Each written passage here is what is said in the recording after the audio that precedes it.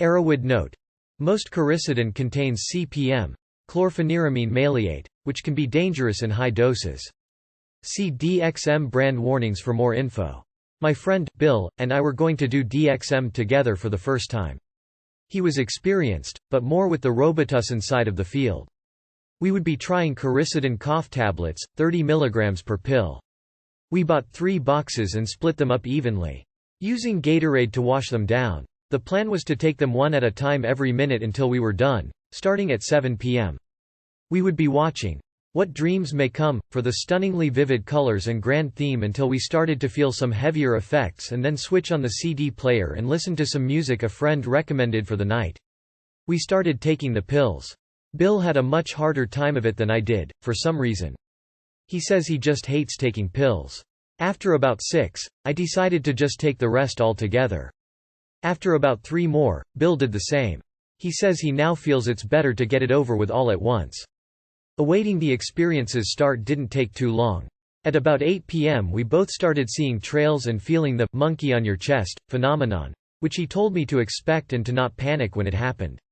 It was not serious and would pass. It soon did, and I felt a little nauseated. He went upstairs to puke and I went to the kitchen sink. After a bit he came back downstairs and stood with me a while.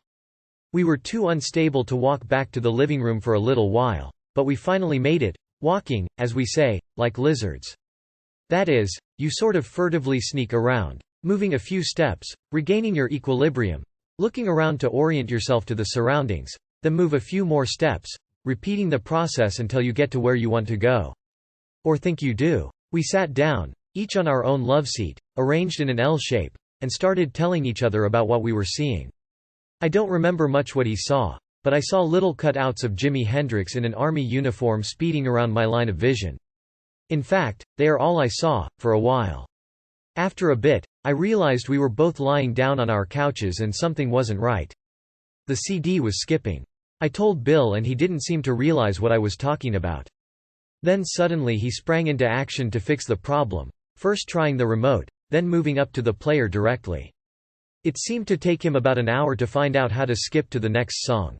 But when he looked at the clock on the VCR it was only 10:30 p.m. Whoa, talk about time dilation. We were both freaked out that so much had happened in so little time. As he sat down we both started off on our own little journeys again. I was a house in New Orleans talking to Jimi Hendrix. There was a red light on in the background. When I would open my eyes I was back in Bill's living room. Weird. I would close my eyes, I would return to talking to Jimmy, or go somewhere else. Needless to say, at this time, Jimmy's CD was playing. Sooner or later I found myself in the kitchen at Bill's house. I didn't know what I was doing, so I decided to go ask Bill. Maybe I'd told him. I started walking back to the living room and realized my eyes were closed, but I could still see the furniture and room. I opened them and the room still looked a bit different, but it was mostly the same.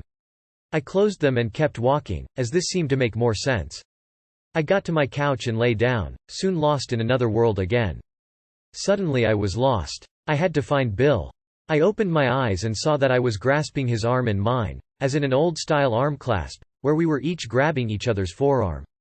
He had a shocked look on his face and his mouth was forming a little O shape. Later he told me that I said I needed an anchor to reality. We held each other's arm for most of the rest of the night and came to call it the lifeline, as at one point we both had the same vision that our life forces were intermingling along this link. One of us would press on the other's forearm with our index finger extended.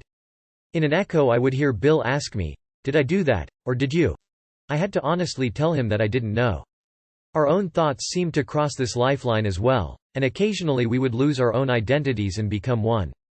Kind of freaky, in retrospect, but at the time, not unpleasant at all. At some time in the night we fell asleep and awoke the next day feeling relaxed and lazy. Still a bit shaky, we went to Denny's about 8 a.m. and chilled out for a while. Just feeling weird being around normal people. We'll never forget that first time we did DXM together, but now we regularly try to set appointed weekends, at least one per month, to check out of reality for a while and experiment with seeing another point of view.